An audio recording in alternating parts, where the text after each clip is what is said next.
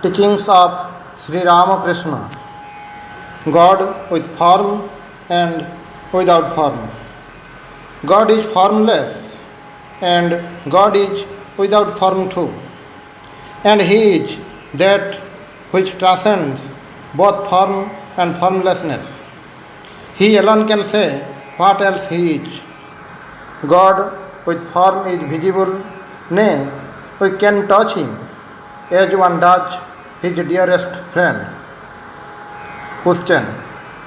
Have you any idea of God with form and God without form? Answer.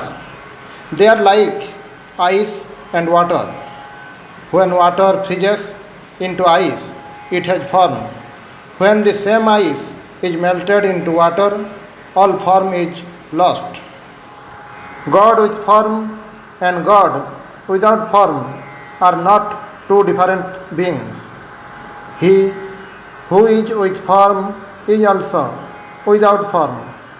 To a devotee, God manifests Himself in various forms.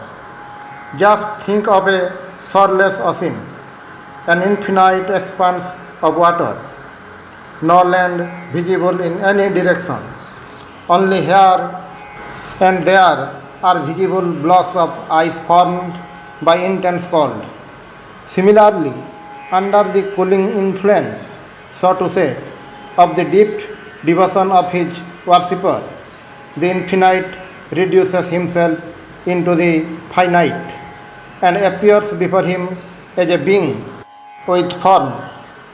Again, as on the appearance of the sun, this ice melts away. So on the appearance of knowledge, God with form melts away into the formless. As the same fish is dressed into soup, curry, or cutlet, and each has his own choice dish of it, so the Lord of the universe, though one, manifests himself differently according to the different likings of his worshippers.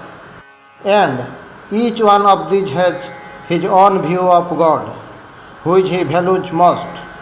To some, he is a kind master or a loving father, a sweet smiling mother or a devoted friend, and to others, a faithful husband or a dutiful and obliging son. Fire itself has no definite shape, but in glowing embers, it assumes certain forms. The formless fire is then endowed with forms. Similarly, the formless God sometimes invests himself with definite forms. So long as the sound of a bell is audible, it exists in the region of form. But when it is no longer heard, it has become formless. Similarly, God is both with form and formless.